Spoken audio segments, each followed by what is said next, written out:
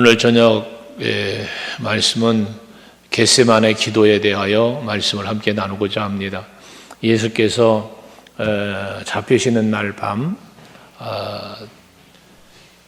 제자들과 더불어서 마지막 만찬을 하시고, 그리고 난 뒤에 제자들과 함께 감람산으로 올라가셨다라고 말씀하셨잖아요. 그 감람산이 바로 겟세마네 동산이 있는 곳인데, 그곳에 가셔서 예수께서는 마지막 십자가의 사명을 앞에 놓고 기도하시는 그러한 모습이 오늘의 본문입니다. 근데 이 기도에 대하여 예수께서 기도하심에 대하여 말씀하실 때 가장 먼저 말씀하신 게 뭐냐면 제자들을 데리고 갔다는 거예요. 왜 제자들을 데리고 갔는가?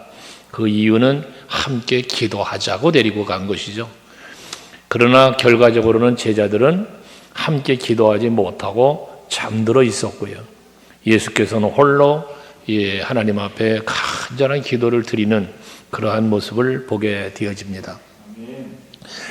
그런데 함께 기도하러 올라간 제자들에게 너희는 여기 있어라 하시면서 머물러 있게 하고, 예수님 홀로 기도하러 또 다른 곳으로 홀로 가셔서 기도하는 모습을 보게 되어지는데, 창세기 32장 24절 말씀에 보면 야곱이 형 에서에게로 돌아갈 때 에서를 만나면 큰 위협을 당할 그런 상황에 놓여 있는 가운데 하나님 앞에 간절하게 기도하는 그러한 모습을 보게 되어지죠. 그때 보면 함께 왔던 모든 식솔들을 먼저 야복강을 건너게 하고, 그리고 홀로 남아서 하나님 앞에 간절하게 기도했던 모습을 보게 되어집니다. 그때 야곱의 간절한 그 기도의 모습이 이 겟세마네 동산에서 예수께서 기도하심과 참 비슷한 모습이 있다는 거죠. 거기에 보면 야곱의 기도에 대해서 뭐라고 말한가 하면 홀로 남았더라라는 말씀을 해요.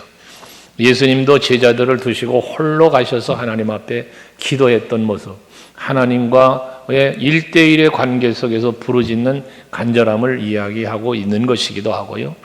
그리고 또 야곱은 날이 새도록이라는 표현을 했어요. 날이 새도록이라는 표현을 했는데, 그 날이 새도록이라는 말은 뭐냐? 끊임없이 기도했다는 거예요. 한없이 기도했음을 말하는 건데, 예수님도 마찬가지 올라가 기도하시고 다시 와서 또 기도하시고 또 다시 기도하시고 반복해서 계속하여 기도하신 예수님의 모습을 보게 되어집니다. 씨름을 했다라는 것은 간절함이죠. 간절함.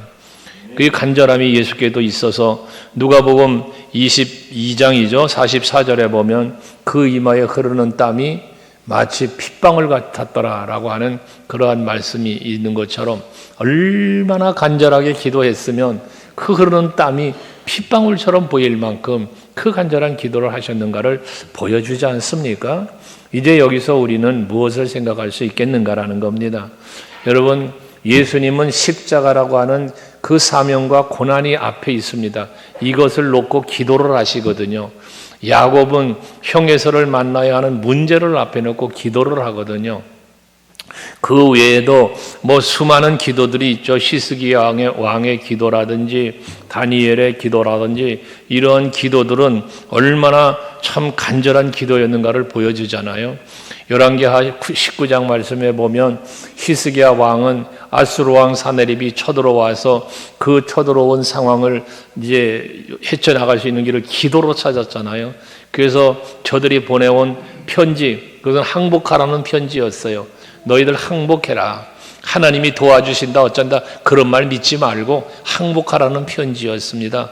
근데 이 편지를 받은 히스기야 왕은 어쩝니까? 그 전가를 받은 편지를 들고 성전으로 나아가서 그 성전에서 하나님 앞에 편지를 펼쳐놓고 기도하는 히스기야 왕의 기도를 볼 수 있죠.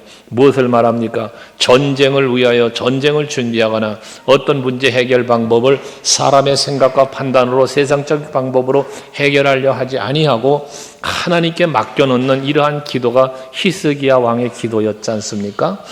다니엘의 기도도 마찬가지죠. 다니엘서 6장 10절에 보면 당시의 왕이 다리오 왕이 어인을 찍었어요. 그래서 다른 신에게 기도하는 사람은 사자굴에 던지겠다라고 하는 엄한 명령을 내린 것이거든요. 그런데 다니엘은 그렇게 왕의 도장이 찍혔다는 사실을, 그 엄한 명령이 선포된 걸 알고도 자기 집에 가서는 예루살렘을 향하여 창문을 열어놓고 기도를 했다는 거예요. 그 기도는 무슨 기도겠습니까? 목숨을 건 기도입니다. 별과 사자굴에 던져지잖아요. 목숨을 건 기도예요. 왜 그와 같은 기도를 할 수 있었는가? 나의 문제와 나의 현재 상황 속에서 나를 지켜주고 구원해 주실 일은 오직 여호와 하나님이심을 믿었기 때문에 히스기야 왕도 다윗도 야곱도 다 기도했던 것이거든요. 여러분이 힘드십니까? 요즘 상황들이 여러 가지 현실들이, 삶의 현장들이 힘들고 어려워서 다들 힘들다고 말하는 때입니다. 그렇다면 우리는 기도해야 되는 것입니다. 기도하지 않고는 방법이 없습니다. 내가 어찌할 수 없잖아요. 여러분의 힘으로 힘들잖아요. 그러면 하나님 앞에 기도를 해야죠. 편지를 들어서 하나님 앞에 펼쳐놓고 기도하는 히스기야 왕처럼 여러분들의 문제를 하나님 앞에 내어놓고 기도를 해야 되잖아요. 여러분, 다니엘처럼 죽을 위기 속에 모함하는 자들의 그 모함 때문에 지금 위기를 당하고 있는 상황 앞에 하나님 앞에 기도하는 것이 살 길임을 믿고 믿음으로 기도를 하잖아요. 여러분들의 기도가 그러기 때문에 필요한 것입니다. 기도하지 않고 어떤 방법이 없어요. 예수님도 지금 말씀 가운데 보면 말씀하시기를 38절에 그래요. 내 마음이 매우 고민하여 죽게 되었으니 라는 말을 해요. 예수님의 마음이 지금 고민이 된대요.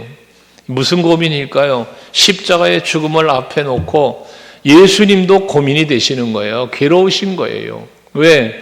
참 하나님이시지만 참 인간이셨기에 죽음이라는 그 두려움이 있는 거예요. 그 고난이 힘드신 거예요. 그게 고민한다라는 표현을 하셨습니다. 그러니 이 고민하는 것이 있어서 나 하나님 앞에 기도하러 간다는 거예요. 그게 너희들도 여기서 기도해라라고 제자들에게 말씀하시는 거거든요. 자, 여러분, 고민이 있어요? 마음의 힘듦이 있어요? 삶의 고달픔이 있습니까? 기도해야 된다는 거예요. 기도하는 자가 살아요. 기도하는 자는 하나님의 은혜를 누립니다. 그래서 예수님께서도 마가복음 9장에서 말씀하신 것처럼 아들을 고쳐달라고 찾아왔던 그 아버지의 바람, 만일 할 수 있거든 내 아이 좀 고쳐달라고 찾아온 아버지, 그 아버지의 마음을 헤아리고 아들을 고쳐주었는데 제자들은 자기들은 못한 일을 예수께서 하시니까 도대체 예수님, 우리는 할 수 없는 일을 어떻게 선생님은 이렇게 쉽게 합니까?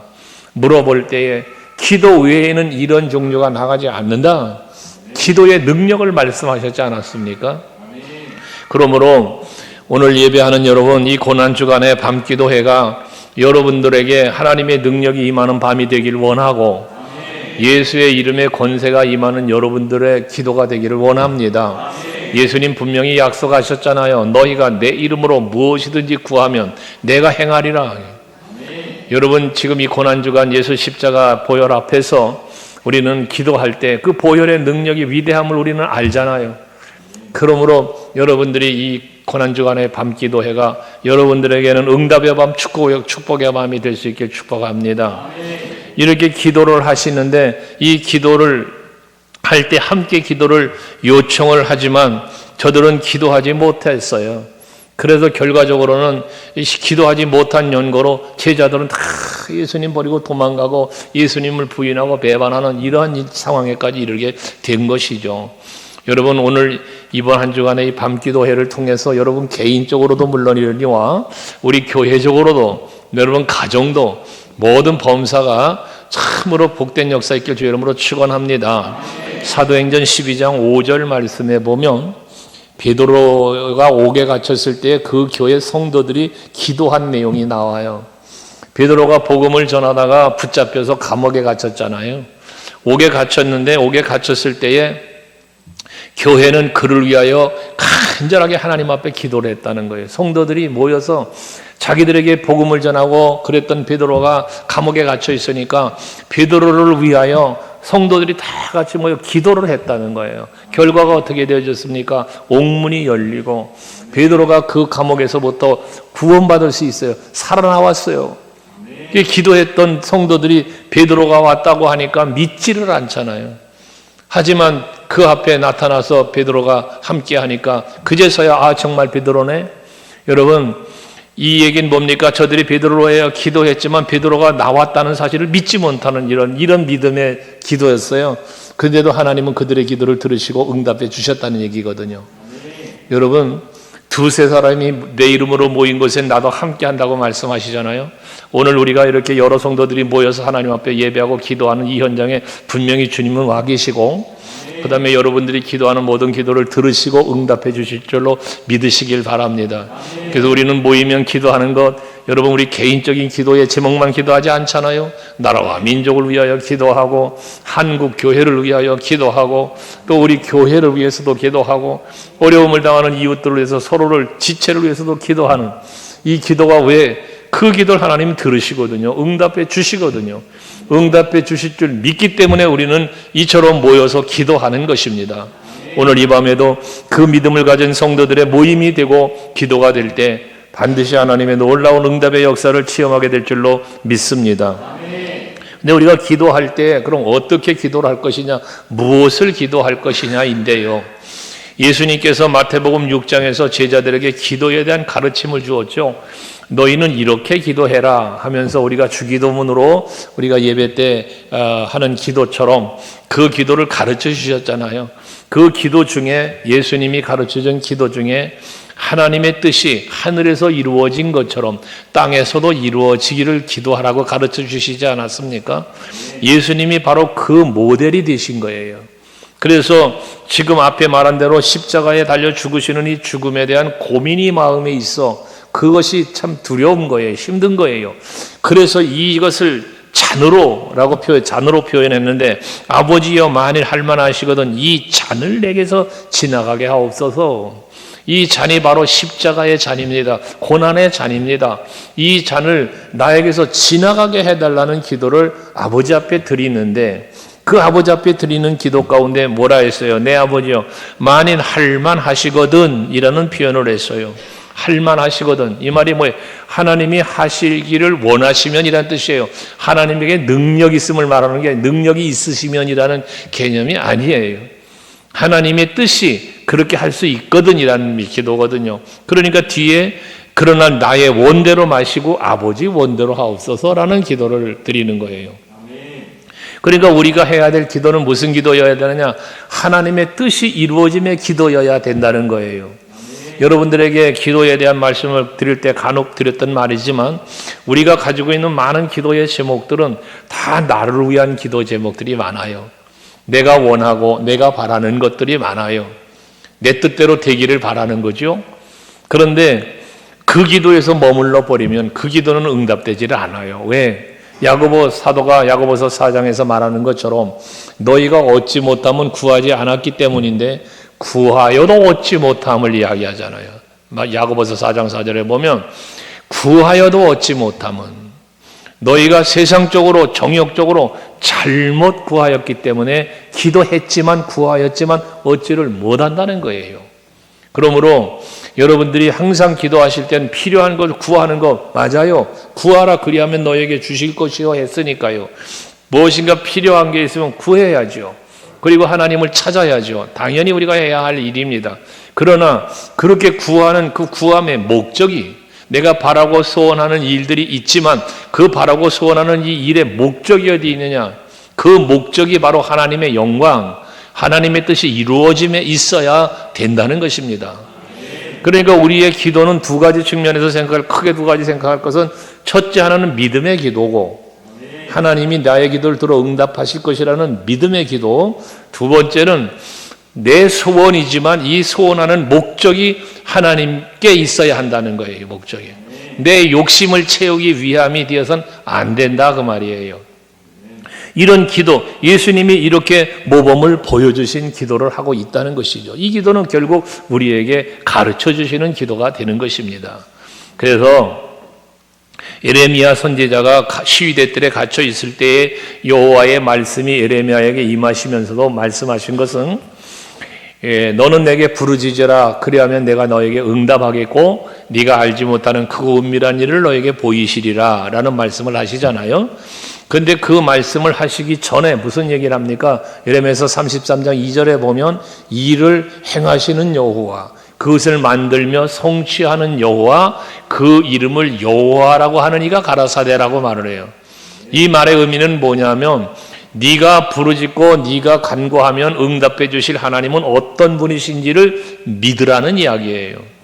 그러니까 여러분들이 항상 기도하실 때면 내가 지금 누구에게 기도하는가? 이를 행하시는 여호와, 그 모든 것을 계획하고 만들며 성취하는 여호와, 그 하나님 앞에 내가 기도한다는 믿음이 있어야 된다는 것이고, 그 다음에 기도할 것은 내가 너에게 크고 은밀한 일을 보이리라.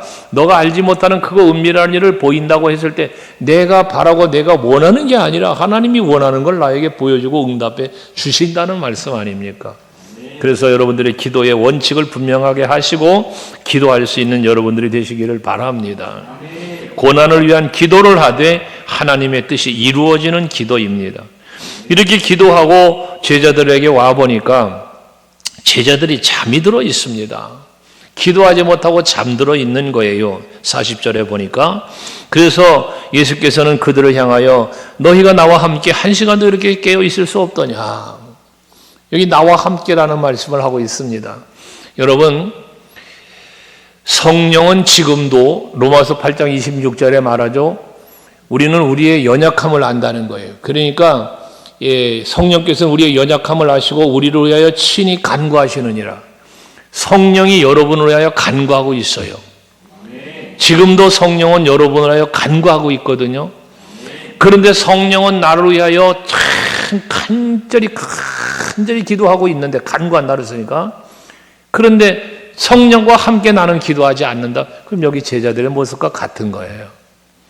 여러분, 나를 위하여 기도하시는 성령의 기도가 있음처럼 나의 연약함을 도우시기 위하여 기도하는, 우리의 죄를 사하시기 위하여 십자가를 지시기 위하여 기도하신 예수와 더불어 함께 깨어 기도하지 못한 제자들처럼 연약한 나를 도우시기 위하여 우리가 알지 못하는 그러한 일들까지도 하나님은 다 아시고 성령이 기도하시는데 우리는 함께 깨어 기도하지 못하는 이러한 모습들, 우리에게도 있을 수 있는 모습이라는 거죠. 여러분, 늘 깨어 기도하는 성도들이 되시기를 바랍니다. 그래야 그 늘 깨어 되어 기도하는 기도 때문에 우리는 하나님을 만나고 하나님의 은혜를 체험하게 되고 하나님의 뜻도 이루어지는 삶을 살게 되어지는 것이거든요. 잠들어 있는 제자들에게 함께 기도하지 못한다고 하면서 41절에 중요한 말씀을 하시잖아요. 41절에 뭐라 말씀하십니까? 시험에 들지 않게 깨어 기도하라. 이 말을 뒤집어 말하면 기도하지 않으면 시험에 들 수 있다라는 이야기 아니겠습니까? 여러분, 항상 깨어 기도하는 성도가 되어야 시험이 몰려와도 그 시험을 물리치고 이길 수 있는 것이에요. 근데 깨어 기도하지 못하면 시험에 넘어지는 자가 되고 말아요. 시험에 들어요. 어제 저녁에도 말씀을 드렸던 것처럼 마귀에게 틈을 두지 말라고 에베소 4장에서 말씀하고 있는 것처럼 여러분, 우리가 깨어 기도하지 못하면 마귀에게 틈을 주게 되어져요. 그래 결국 시험이 드는 거예요. 이 말씀을 들은 사람이 누구냐? 베드로예요. 예수께서 제자들에게 오셔서 베드로에게 말씀하셨다고 그러죠. 베드로에게. 왜 베드로에게 말씀하셨을까를 한번 생각해 보세요. 베드로에게 말씀을 하셨는데 왜 베드로에게 말씀하셨다고 성경은 기록할까? 거기 베드로와 야고보와 요한이 있는데 베드로에게 말씀하셨다는 거예요. 왜 그랬을까? 뒷이야기를 생각해 보면 베드로는 예수님을 모른다고 3번이나 부인하면 사람이 되어요. 예수님은 그걸 알아요. 그런데 베드로는 다른 사람은 다 주를 버릴지언정 나는 결코 주님 버리지 않습니다. 죽을지언정 나는 주님을 버리지 않겠습니다라고 단언을 했던 사람이 베드로 아닙니까? 근데 아무리 그런 마음의 중심이 있었다 할지라도 기도하지 않으면 넘어질 수 있다는 사실을 예수님은 아시는 거예요. 하기 때문에 베드로에게 말씀하는 거예요. 너 죽을지언정 나를 배신하지 않겠다고 말했지 정말로 그렇게 되길 원한다면 깨어 기도해야 된다는 것이에요. 그런데 베드로는 어떻게 했어요? 깨어 기도하지 못했으니까 시험이 들어요. 그래서 예수님 모른다고 부인하고 말았어요. 물론 나중에 회개했지만요. 근데 훗날 베드로는 성령을 받고 엄청난 사역을 감당하다가 순교를 당하는데, 그가 베드로전서 5장 8절의 말씀에 보면 그 베드로가 권면하는 말씀이잖아요. 베드로전서 5장 8절에 거기에 보면 이 예수님이 하신 말씀처럼 이 베드로가 말을 해요. 근신하라, 깨어라. 예수님이 베드로에게 한 말씀이잖아요.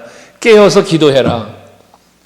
시험에 들지 않으려면, 이 말 한 것처럼 베드로가 그 말하는 거예요. 근신하라, 깨어라.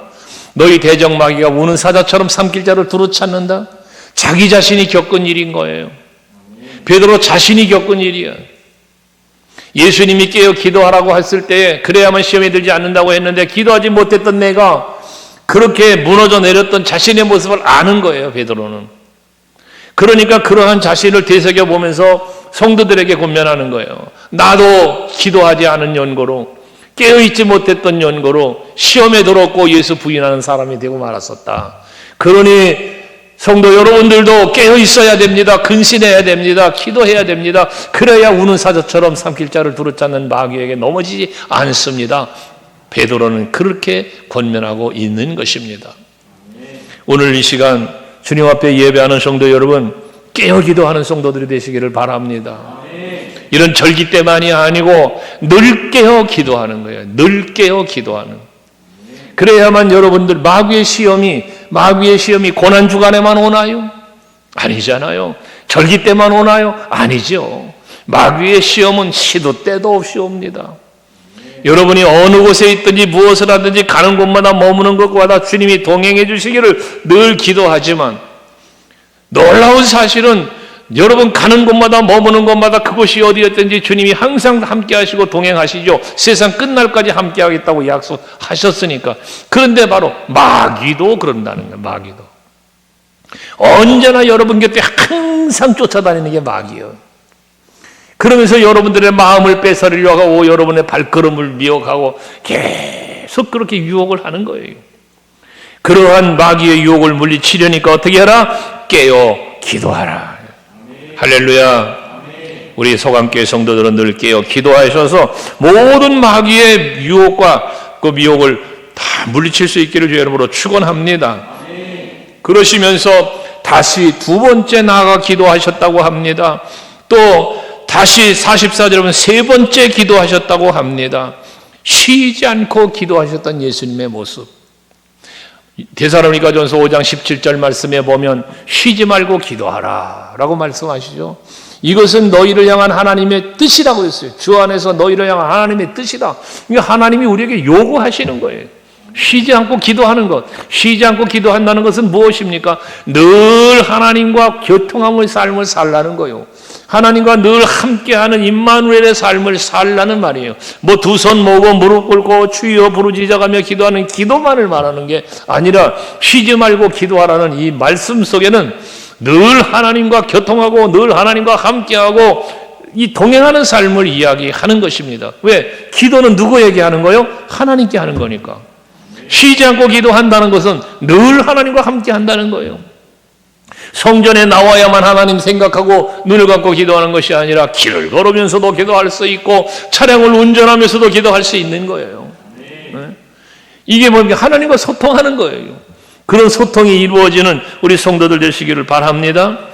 그러시면서 간절하게 이렇게 기도하시니, 아까 말한 누가복음 22장 44절에 말한 것처럼 그 이마에 흐르는 땀이 핏방울 같이 되었다는 것 아니겠습니까? 얼마나 간절한 기도를 했는지를 보여주시는 것이죠. 여러분, 기도는 간절한 기도에 하나님의 응답이 있습니다. 소경 바디메오가 다윗의 자손 예수여 나를 불쌍히 여기소서, 자기가 지금 눈을 뜨기를 원하는 거요. 근데 원하는데 이 눈을 뜨게 해주리는 예수밖에 없어. 그러니까 예수를 께 부르짖는 거단 말이에요. 이게 믿음이고 사모함이고 간절함이에요.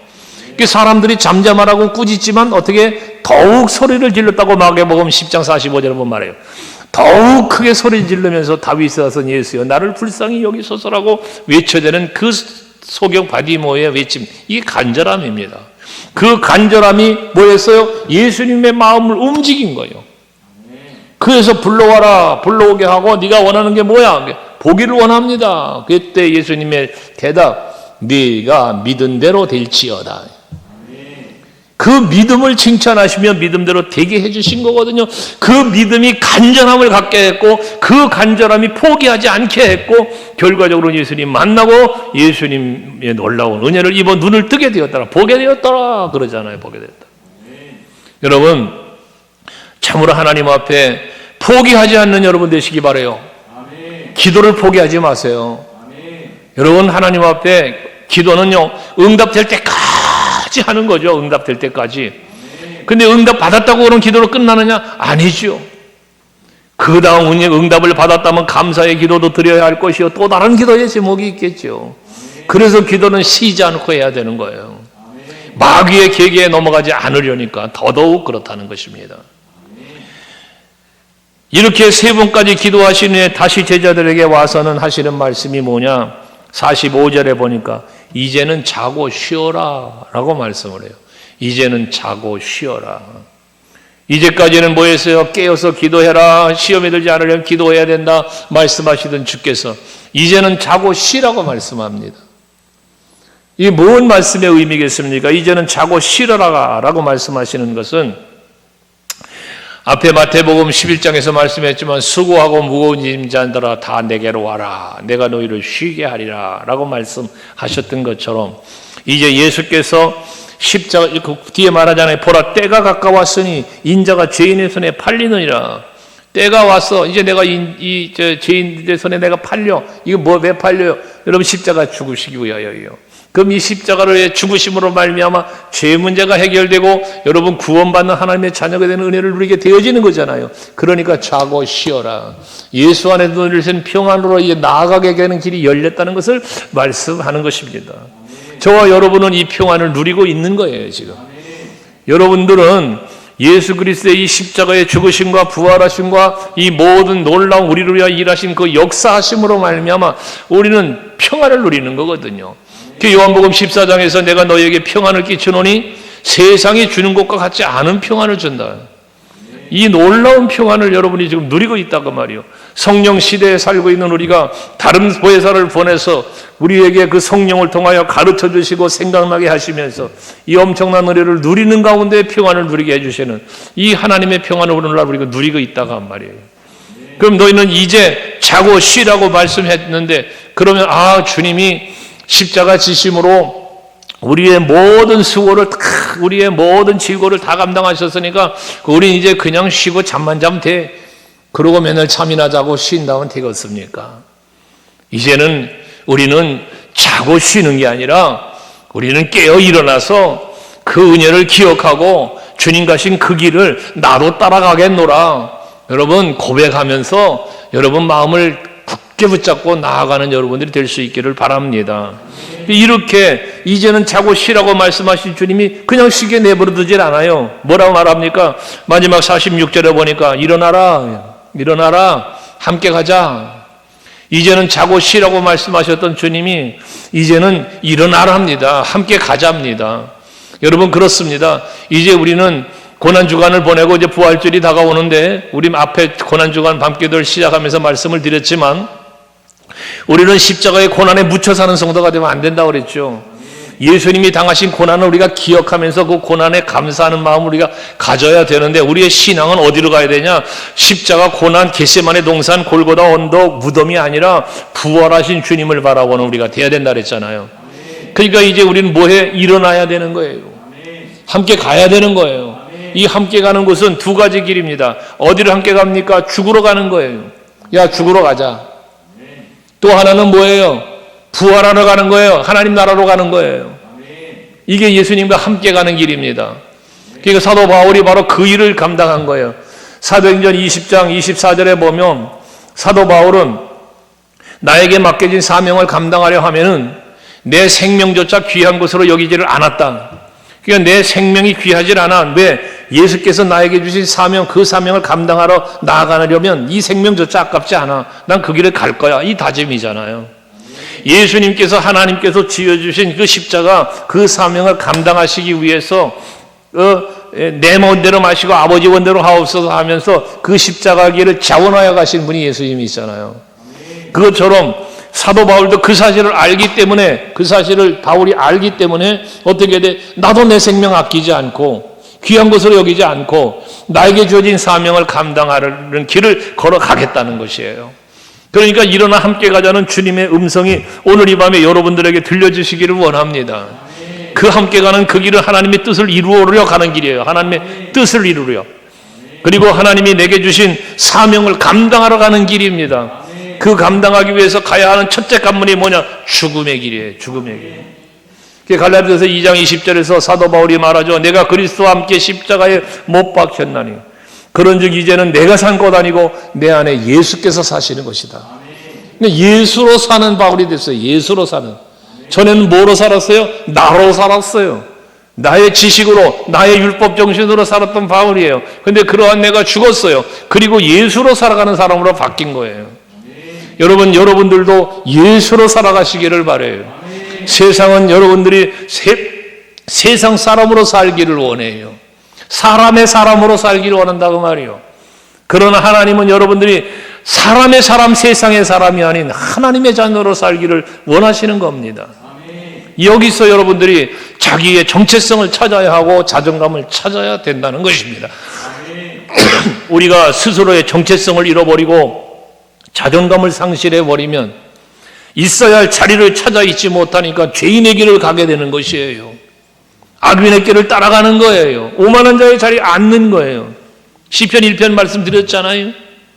복 있는 사람은 예수 그리스도의 십자가 보혈의 은혜와 사랑을 입은 사람은 그 부활의 은총으로 우리도 다시 거듭난 자의 삶을 살아가고 하늘의 소망을 가지고 살아갈 수 있는 그렇게 은혜를 입은 사람은 말이에요. 어떠한 유혹도 넘어가지 않고 오직 예수와 동행하는 삶을 살면서 살아간다 그 말이거든요. 그러니까 오늘도 여러분들이 이 말씀 속에서 일어나 함께 가자라고 하는 이 주님의 음성, 주님이 손을 내밀으셨다고 가정해 보세요. 주님이 여러분에게 손을 내미셨어요.